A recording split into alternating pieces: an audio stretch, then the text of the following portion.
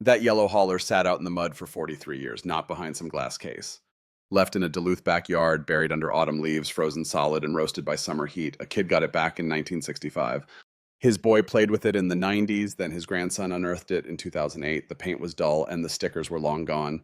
Yet the moment you turned that bed handle, everything still functioned perfectly. In the early 90s, the Mound, Minnesota plant had over 900 employees, making rigs so tough they became the stuff of legend. Hand built from pressed steel and powder coated, they used hardware meant to outlive the kids who owned them. These weren't simple playthings, they were unbreakable tools. Then Hasbro bought the company in 1991 for $486 million.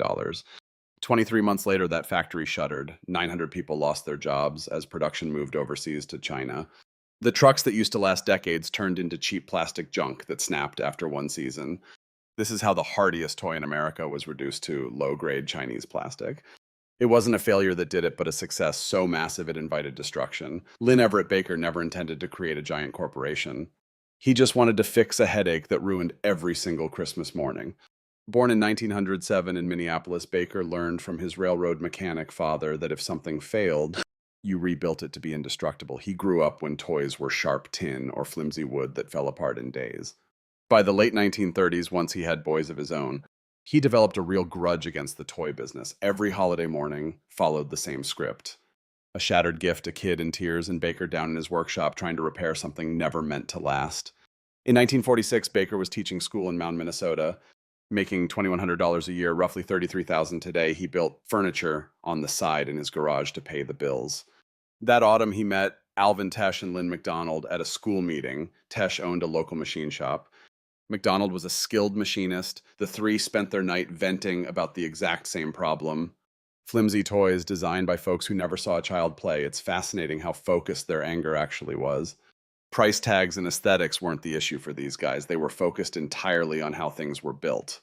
As metalworkers who understood stress and strain, they watched their kids wreck toys that had no business being that weak. They started hitting Tesh's shop on weekends. Their initial project wasn't even meant for the toy aisle. It was a heavy-duty crane that actually lifted weight. They tested it by tossing it downstairs and leaving it in the elements. The thing wouldn't snap. Baker's time in the classroom really shaped his design philosophy. He had logged years watching how kids behaved during their school breaks, studying how children actually handled objects versus how adults imagined they would. Kids don't just roll trucks around. They smash them into walls, bury them, use them as tools, and lose them in snowbanks. Anything built for gentle play was doomed from the start. Tesh provided the industrial know-how. His shop made parts for farm machinery, so he knew exactly how to stomp steel into shapes that handled real pressure. He suggested using the same heavy steel found in tractors, which was way thicker than anything the toy guys were using. It was going to be pricey, but it would be a totally different breed of product. McDonald was the detail man. Having worked on warplanes in World War II, he demanded standards that seemed crazy for a toy. The wheels had to keep rolling even after a drop from the second floor. Those axles couldn't bend even if a grown man stood on top of the truck. Every pivot and hinge had to operate perfectly even after being submerged in muck for a week. In 1947, they launched Mound Metalcraft in an old-school basement. Their debut was a steel steam shovel in industrial yellow. They produced 37 units and sold every single one before the holidays. The price was $4.95, about 67 bucks today, twice the cost of a wooden truck. Parents shelled out because they were sick of buying replacements. The startup money came from their own pockets. Baker put in $800, Tesh added $1,200 from his shop, and McDonald chipped in $600. They started with $2,600 total, which is like $34,000 in today's market. They grabbed a seller for $12 monthly and snagged a secondhand industrial press for $350 from some farmers who were getting better gear.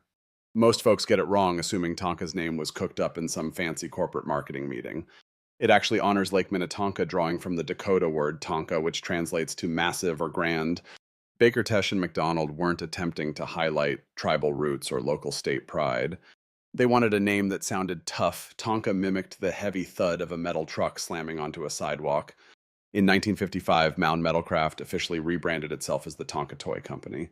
At that stage, 52 distinct types of haulers, tractors, and diggers were being stamped out of raw steel. Applying rigorous engineering specs usually found in plain manufacturing, Tesh had spent time working for a defense firm during World War II. He carried that strict mindset into the toy shop. If a bolt looked weak, he strengthened it. Should a frame buckle thicken the metal if paint flakes apply a tough powder finish? Their massive success arrived with the number 20 steak truck in 1956. It measured 18 inches, weighed 4 pounds, and was strong enough to support a grown adult standing on the bed without warping the frame. The slogans shouted, "Built Tonka Tough." This wasn't just some empty sales pitch or hype. It reflected actual material strength. Perfecting that steak truck design took 14 months of work. Baker demanded real-world trials with neighborhood kids in messy yards instead of clean, fake labs. Local Mound families received prototypes and were told to let their children play hard. 3 months later, they reclaimed the toys to analyze every point of potential failure. The initial version had tires that popped off after rough play. The next model saw the bed crack after hauling too many loads. The third version handled everything those kids put it through. Within 2 years, Tonka owned 23% of America's steel toy market. That figure actually masks their true power, since the metal toy category lumped cheap tin cars with Tonka's heavy-duty machinery. Filter it down to rigs built for outdoor dirt play, and Tonka grabbed nearly 60%. Baker was a unique character whose greatest asset and biggest weakness were essentially the same trait. He lived for over-engineering things. While rivals looked to trim costs and use thinner parts, Tonka just added more metal. A 1960 dump truck contained 40% more steel than a competing Buddy L model, which was their main rival. Manufacturing cost more, shipping was pricier, the retail price tag was 30% higher, yet they sold faster than the factory could make them. By 1964, 400 employees worked double shifts 6 days weekly in Mound. That 300-foot factory floor featured massive presses, coating stations, and lines where workers manually tightened every single screw and bolt. They churned out 12,000 daily. Mound, with 6,500 residents, had basically turned into a company town for Tonka. If you lived there and weren't on the assembly line, you likely ran a business serving those who were. The staff took deep personal pride in every finished product. One famous factory legend tells of Helen Nordstrom, a woman who headed up the final quality check station. In 1961, she tossed out 200 trucks because the yellow shade looked slightly off standard. Her own boss had already signed off on that specific batch. She still blocked it, citing the brand's unwritten golden rule. If you wouldn't trust your own kid with it, it stays here. Baker supported her. The whole lot got repainted in 1964. Tonka launched the Mighty Dump, an 18-inch vehicle with a working lift driven by a hand crank. It wasn't the market's first miniature hauler, but it was the first that actually functioned like the real thing. You'd pack the bed with gravel, spin the handle, and it would rise smoothly to a 60-degree angle, clearing the load without flipping over. That mechanism used a genuine Caterpillar blueprint, shrunk down and beefed up for rough child's play. Solving that puzzle was tough. Actual hydraulics rely on liquid pressure. Tonka needed to achieve that same movement using purely mechanical parts that could survive being dropped, buried, and left out in freezing winters. They settled on a geared crank system featuring a ratchet that stopped the bed from crashing back down. It took 11 separate steel parts, all put together by hand. The Mighty Dump reigned as America's top-selling toy through 1965, 66, and 67. We aren't talking just trucks, it was the #1 toy, period. Sales figures beat Barbie board games and every other toy car combined. Consider the heavy impact this success had on the local workforce. This went beyond a simple business win. It was a total validation of their hard work.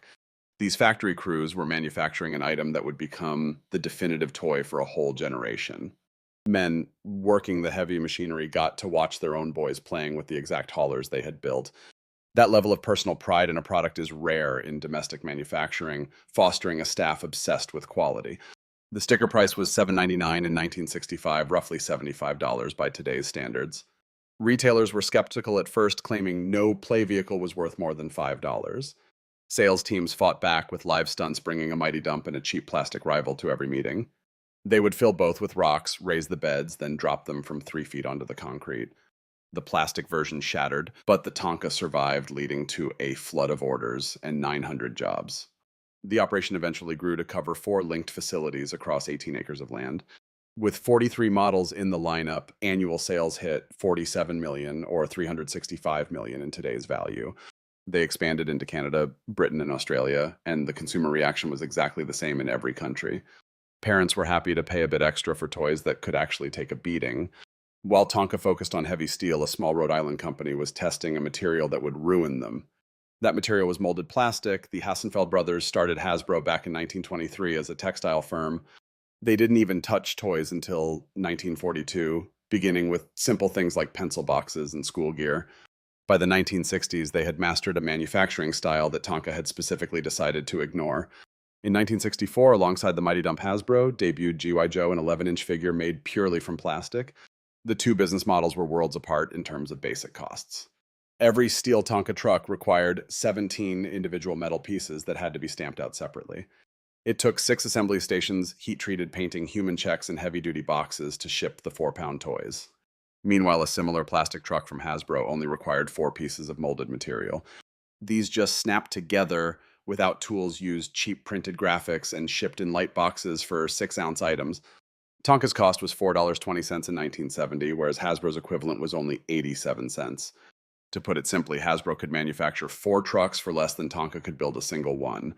That massive margin allowed Hasbro to sell at half the price while still pocketing more profit per sale. Most firms would have panicked over that price gap, but Tonka didn't flinch. They believed correctly for a short while that the market would always choose durability over cheap, disposable goods. Their vehicles were built to stay in playrooms for 20 or 30 years. Since plastic toys rarely survived a year, Tonka assumed that parents, as the buyers, would value toughness. What they missed was the fact that the actual purchasing power was changing hands. At a 1971 industry event, Baker heard a Hasbro executive explain the new way to sell toys. Research showed that 4-year-olds were already recognizing brands and demanding them by name after seeing television commercials. The conclusion was impossible to ignore. If you target children directly, you don't need to justify the price, you just need to make them want it. Baker walked out in disgust, telling his directors that they built quality toys for smart parents. He argued that if the business was shifting to target kids who liked commercials, they weren't in that league. The board simply filed his warning away and kept pushing to increase their factory output. The change started slowly but accelerated in 1969 when federal regulators relaxed rules on children's advertising. Previously, toy ads were strictly limited and had to be clearly separated from the cartoon content. Those barriers effectively vanished after 1969. Saturday mornings became a direct sales channel to kids flipping the industry. Tonka was still trying to reach parents. Their ads ran in Life Reader's Digest and newspapers, places where mothers and fathers looked.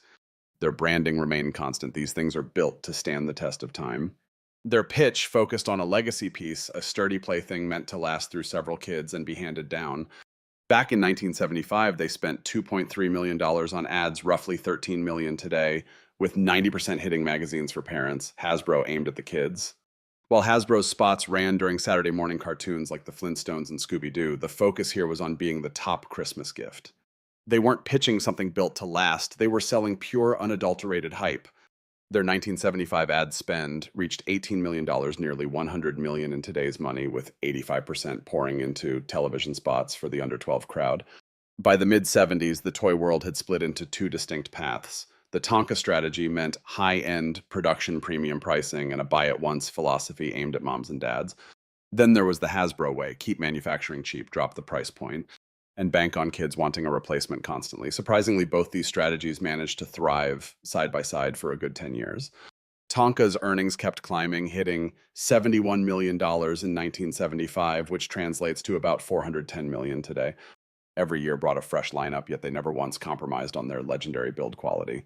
Even with the Mound factory running at full tilt, the ground was shifting beneath them in ways the bean counters totally missed. The kids who grew up pushing Tonka trucks in the 60s were the ones raising families in the 80s, and they still loved the brand. They kept buying Tonka for their own toddlers, but those kids were being raised in a culture driven by instant gratification. Having a single truck that would never break just wasn't on their wish list. They wanted the flashy thing from the TV, the one their buddies had the newest model out. Tonka's customers only came back for a new truck every 7.3 years. Meanwhile, people were buying a similar Hasbro product every 1.4 years. Throughout a typical childhood from age 3 to 10, a family might pick up 1 or 2 Tonkas. That same family would churn through 5 Hasbro trucks. The fundamental math behind how much a customer was worth had completely flipped. Selling 1 pricey indestructible rig simply brought in less cash than selling 5 flimsy ones that were destined to snap. Tonka was double downing on durability, a quality that was actually starting to hurt them financially. Come 1980, Tonka's brass hit a wall. Objectively speaking, their products were still the best on the market by a mile. In independent lab tests, Tonka trucks walked away unscathed after being dropped 8 feet straight onto the pavement. These things could hold 150 pounds without buckling or survive being left in the snow all winter and still roll perfectly. Every single plastic competitor turned to junk during those exact same stress tests. But let's be real, kids didn't give a damn about engineering specs. They only cared about what looked cool on the screen. Since Tonka wasn't on TV, they weren't in the conversation. Russell Wankster took the CEO chair in 1980 and saw the writing on the wall, but he couldn't stop it. During a 1982 chat with Advertising Age, he admitted that while they built the world's finest toy trucks, it didn't matter if the public no longer valued quality over having the latest, shiniest thing. It was a surprisingly candid moment for a chief executive signaling the trouble ahead. Wankster decided the only way out was to branch out. If the market for heavy duty steel trucks was drying up, Tonka had to plant its flag in different territories. Over the span of 5 years, starting in 1982, Tonka scooped up three major players, starting with Kenner Products, the powerhouse behind Star Wars figures and other massive licenses. Next came Parker Brothers, giving them legends like Monopoly and Risk, followed by Play School, the home of Mr. Potato Head. From a business perspective, the move looked solid. These were established names that generated serious revenue. It allowed Tonka to plug these brands into their own massive shipping and making machine. By 1987, they looked like a giant toy empire on paper, pulling in over $600 million. However, that growth was built on a mountain of debt. Tonka had to take out $467 million in loans to pay for it all, using their reputation and factories as collateral. The interest alone was eating up $41 million every single year. That was cash that should have been spent on better tech, fresh designs, or the kind of TV ads needed to go toe-to-toe with Hasbro or Mattel.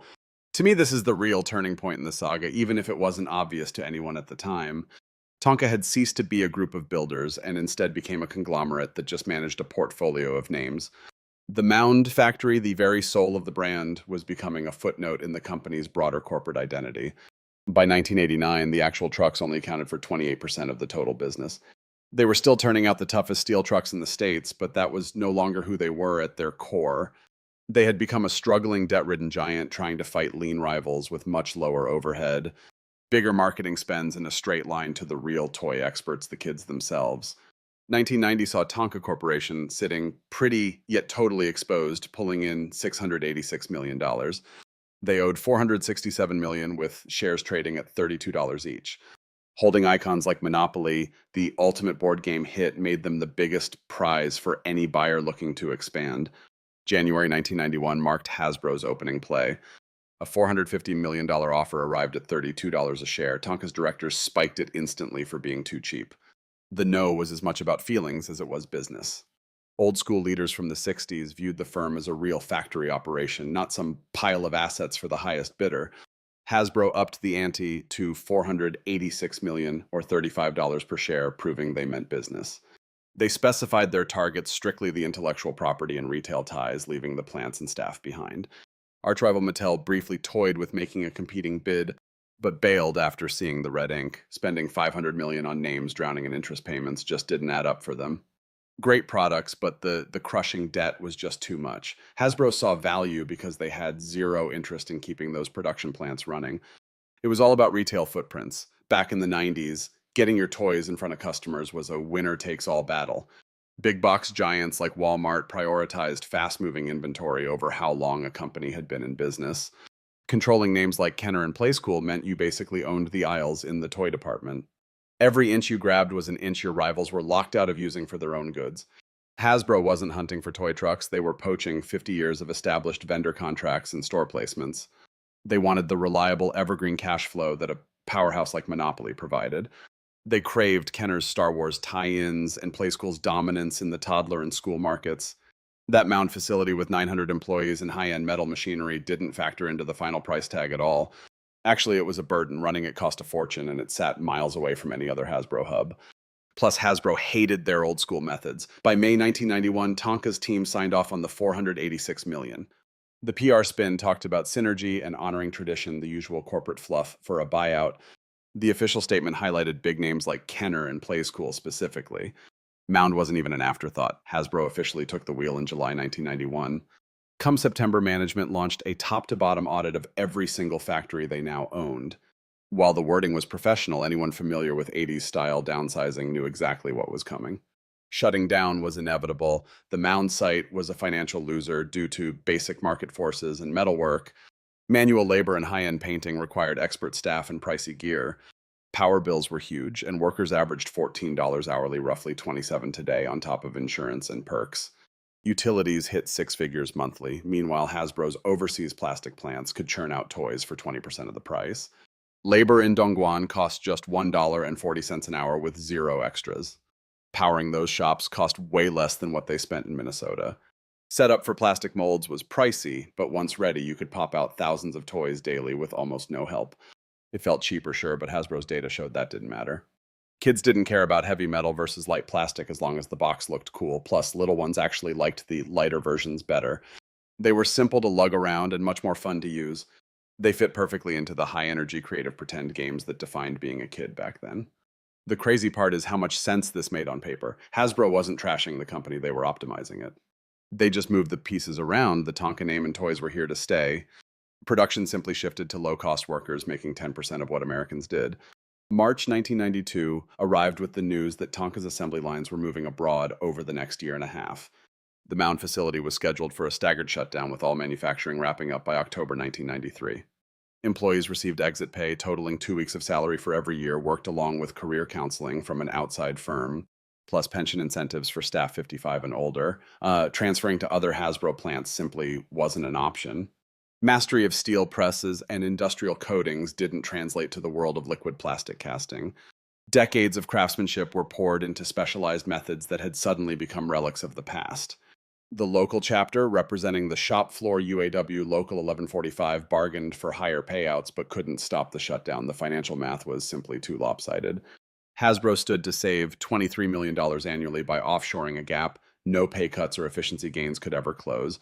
The wind down process was spread across a year and a half. 200 people were cut in July 1992, followed by another 300 in January 1993. A final crew of 400 stayed until October 1993 to clear out the remaining backlog. Those remaining described the workplace vibe as haunting, knowing they were crafting the final examples of a legacy. They essentially taught their own replacements while seeing their entire livelihood evaporate before their very eyes. The very last truck to leave the Mound assembly line did so on October 18, 1993. It was a mighty dump unit, 47,283,617, built by Ruth Halverson, a 31-year employee. Halverson mentioned to the press, "I recognized every single rivet. I knew which trucks were 50-year machines and which ones would only do 40. After a quick photo session for the local news, it was boxed up and shipped off to Hasbro's Rhode Island offices, where it wasn't even intended for exhibition. It likely sits in a dark warehouse today. By January 1994, the first wave of offshore Tonkas hit the shelves. These versions came from a Dongguan factory in China that pumped out toys for a dozen different companies. That plant utilized 4,000 staffers working around the clock. Manufacturing figurines and board games, these new models weighed 73% less than the old versions made in Mound. The classic dump truck dropped from over 2 pounds to a mere 6 ounces, swapping metal hardware for simple snap-fit plastic parts. The dumping mechanism went from 11 distinct metal parts to just 2 plastic pieces that snapped together instantly. Instead of tough powder coats, they used water-based pigments applied through a basic printing process.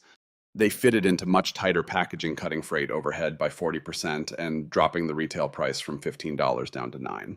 Sales actually outpaced the old models. It is wild when you realize parents could see the quality had tanked. From the clerks to the buyers, anyone who touched one knew the heavy-duty feel was gone. Yet the Tonka name still held enough weight that people bought into the brand regardless. The label still carried prestige, even if the physical object it labeled had been completely gutted. Hasbro managed to detach the brand's reputation from the actual craftsmanship. Parents still associated the name with ruggedness, even though they were really buying a short-lived plastic toy destined for the trash in a year. This shift was the plan from day one, not some accidental oversight.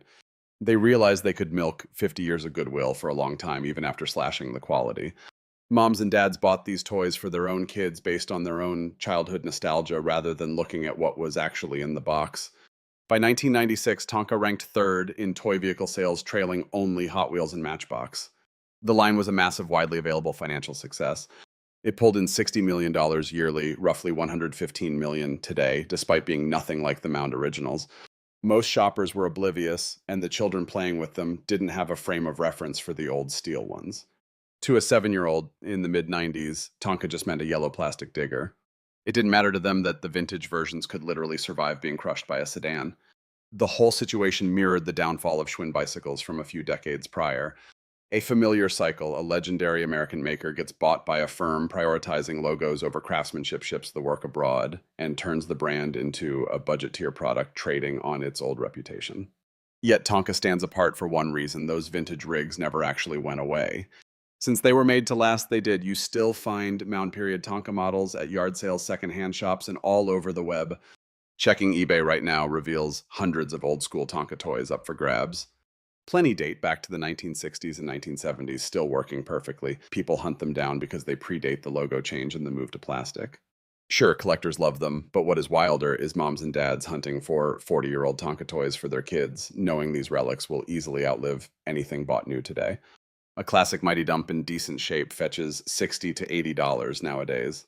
Modern Hasbro versions of the Mighty Dump only cost $15.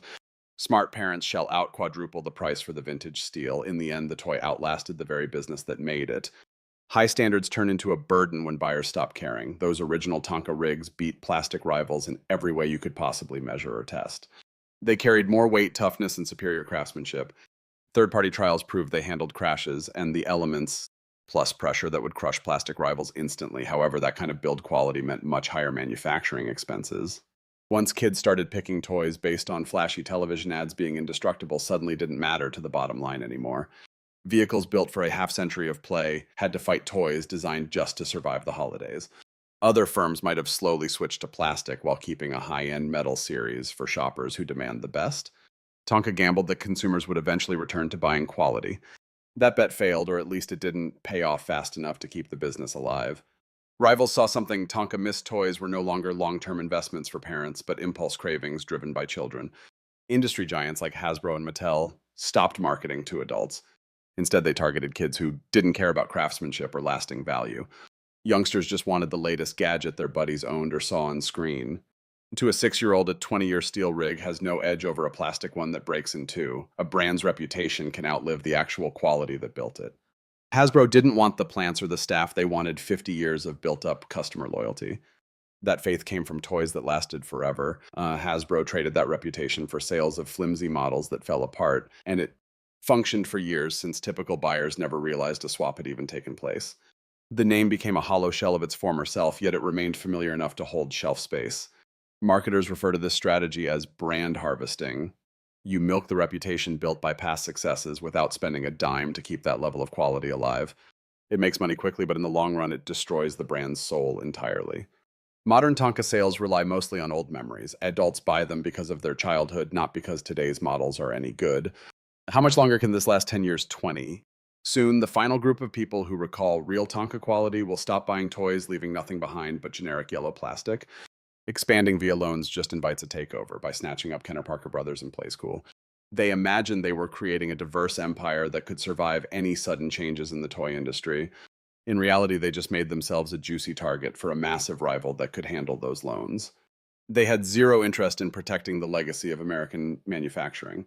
Those deals didn't rescue Tonka, they just made the company a prize worth tearing apart. Had they avoided that massive debt and those extra brands, Tonka might still exist as a niche boutique maker. Carrying $467 million in debt alongside big-name labels made them a prime target for a buyout. The competition chose to grow more naturally. Hasbro and Mattel grew by creating fresh toys and securing media deals instead of taking out loans to buy old factories. Acquisitions were funded through cash reserves rather than desperate measures. Location is everything in manufacturing until things change. Mound, Minnesota worked perfectly back in 1947. It sat near ore deposits, skilled metal workers, and accessible railway lines. The town also had laborers with industrial experience from World War II. These factors kept Tonka thriving for 40 years. By 1991, every one of those benefits had totally disappeared. Shipping rates dropped, making ore proximity useless. Fabrication talent was cheaper and more available in Asian markets. Trains mattered less than shipping containers, which favored ports and coastal hubs. Skilled staff went from assets to burdens by 1991 since they cost 10 times more than Chinese workers. The setup that made Mound perfect became obsolete in under 2 generations. Regional-focused firms found that their local edges could vanish faster than their actual factories. Tonka couldn't have done a thing to stop the change. Economic shifts were simply too massive and global. They leveled the Mound plant in 1998. The entire teardown took 6 weeks. Workers torched the presses, ovens, and lines for scrap metal. Everything else was just hauled away. The lot sat vacant for 6 years until 2004 when developers built Shoreline Center. Today, a Target and several restaurants occupy the site. A coffee shop and retail stores replaced the factory. Parking now covers where the ovens once sat. The old shipping bays are now just a nice walkway decorated with various planters. There isn't even a sign marking what used to be there. Town leaders considered a plaque in 2007, but cut it for budgetary reasons. The only link is a nearby park called Tonka Bay Beach, which had that name beforehand. Dakota tribes named the lake Tonka long before the founders used it for their trucks. Hasbro owns the brand now and builds the vehicles in China, Vietnam, and Indonesia. Yearly sales total around $60 million. That's barely a tiny fraction of Hasbro's income. These plastic toys weigh only a few ounces. They're fragile. In 2021, Hasbro sold a vintage line mimicking the original Mound designs. They had the classic yellow paint and old school labels. The look was right, but they were plastic, weighed 6 ounces, and cost $25. Sold as high-end collectibles for people feeling nostalgic, they mostly sold to adults as shelf decorations rather than as actual toys for kids. It perfectly showed what Tonka became, a plastic imitation of an old tough memory.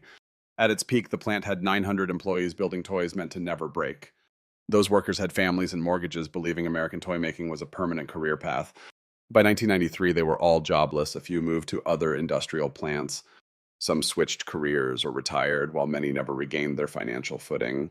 Now, Tonka toys are made by cheap overseas labor in factories producing many different brands.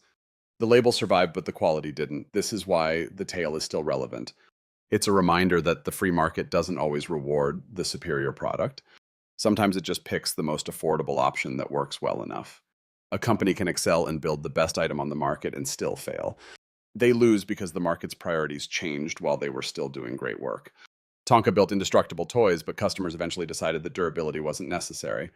Those are two different goals. Ultimately, that shift mattered more than 50 years of quality. It mattered more than 900 workers or a town's manufacturing heritage. Those old yellow trucks still sitting in yards are living proof of building things the right way, regardless the stock is officially tapped out.